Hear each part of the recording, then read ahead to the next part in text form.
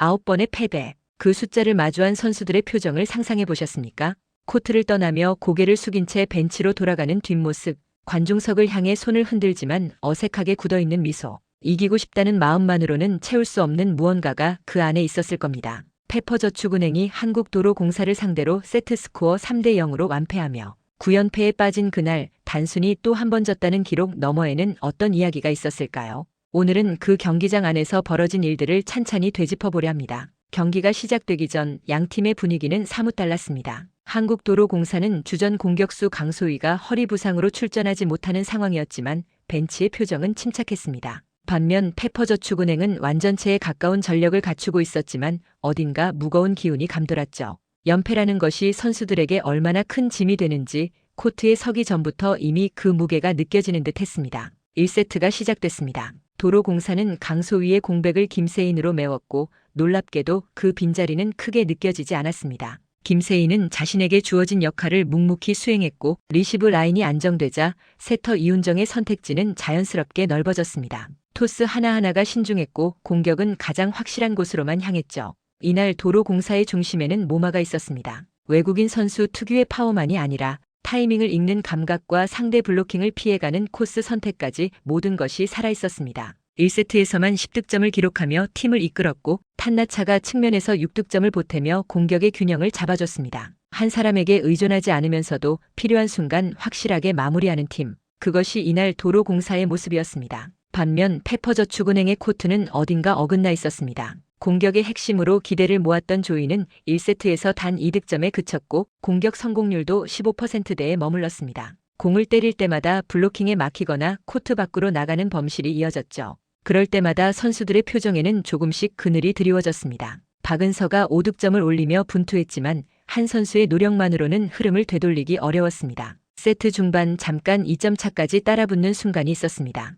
이때다 싶어 응원석에서도 목소리가 커졌죠. 하지만 그 직후 나온 서브 범실 하나가 모든 것을 되돌려 놓았습니다. 어렵게 쌓아 올린 흐름이 순식간에 무너지는 순간 선수들의 어깨가 눈에 띄게 처지는 것을 볼 수 있었습니다. 2세트도 크게 다르지 않았습니다. 점수판만 보면 접전처럼 보이는 구간도 있었지만 실제 코트 안의 공기는 달랐습니다. 도로공사는 여전히 침착했고 모마는 2세트까지 누적 19득점을 쌓으며 59%라는 높은 공격 성공률을 유지했습니다. 탄나차 역시 10득점을 추가하며 측면 공격의 위협을 계속 이어갔죠. 김세인은 주전 선수의 공백을 메우는 역할 이상을 해냈습니다. 공격과 수비 양쪽에서 버텨주며 팀의 흐름을 끊지 않았고 덕분에 도로공사의 공격은 한쪽으로 쏠리지 않았습니다. 긴 랠리가 이어지는 순간에도 도로공사는 쉽게 무너지지 않았습니다. 한 점을 내주더라도 다시 차분하게 흐름을 되찾는 모습, 그것은 팀 전체가 같은 방향을 바라보고 있다는 증거였습니다. 페퍼저축은행은 2세트에서도 공격 효율을 끝내 끌어올리지 못했습니다.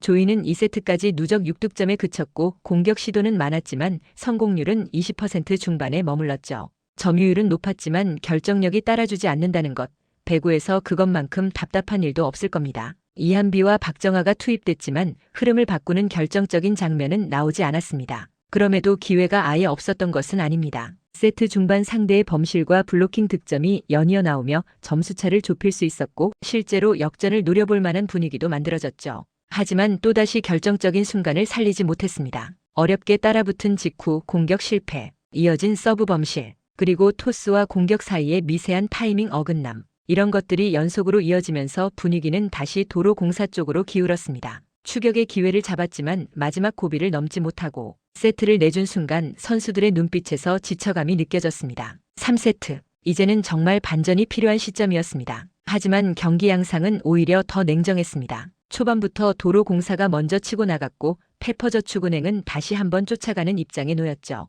리시브와 연결 과정에서부터 흔들린 흐름은 쉽게 회복되지 않았습니다. 도로공사는 조급해하지 않았습니다. 모마를 중심으로 한 공격은 여전히 안정적이었고 탄나차와 김세인의 보조 화력도 꾸준히 이어졌습니다. 이미 경기의 흐름을 읽은 팀처럼 흔들림 없이 자신들의 배구를 펼쳤죠. 페퍼저축은행은 3세트에서도 같은 문제를 반복했습니다. 공격 시도는 있었지만 결정력은 끝내 살아나지 않았고 한 점이 절실한 순간마다 공격 실패와 범실이 나왔습니다. 세트 중반 이후 경기장의 분위기는 무겁게 가라앉았습니다. 점수를 내는 것보다 실점을 막는 데 급급한 모습이었고 공격 선택지는 점점 더 제한됐죠. 결국 도로공사가 3세트까지 가져가며 경기는 끝났습니다. 세트 스코어 3대0, 페퍼저축은행의 9연패. 숫자로만 보면 그저 또 하나의 패배처럼 보일 수도 있지만 코트 위에서 90분 가까이 뛴 선수들에게 그것은 단순한 숫자가 아니었을 겁니다. 완전체에 가까운 전력을 갖추고도 승부처에서 반복되는 범실과 무너지는 집중력. 한 세트 한 세트마다 분명 기회는 있었지만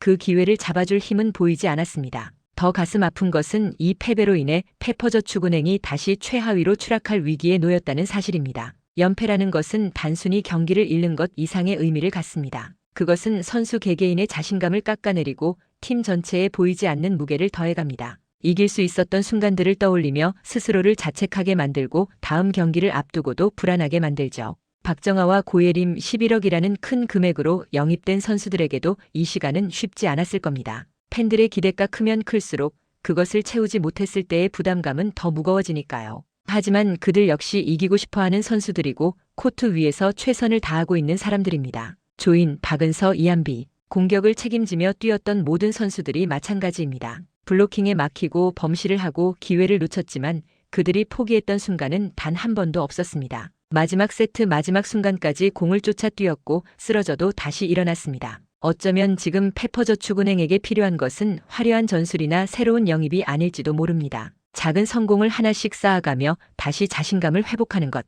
한 점 한 점에 의미를 두고 함께 버텨내는 시간. 그런 것들이 지금은 더 절실할 수 있습니다. 9번의 패배는 무겁습니다. 하지만 시즌은 아직 끝나지 않았고 코트는 여전히 그들을 기다리고 있습니다. 다음 경기에서 이들이 어떤 모습을 보여줄지 조용히 지켜보겠습니다. 이번 경기를 통해 우리가 기억해야 할 것은 숫자가 아니라 그 숫자 뒤에 있는 사람들의 이야기입니다. 넘어졌지만 다시 일어서려는 선수들의 의지. 그것만큼은 결코 가볍지 않으니까요.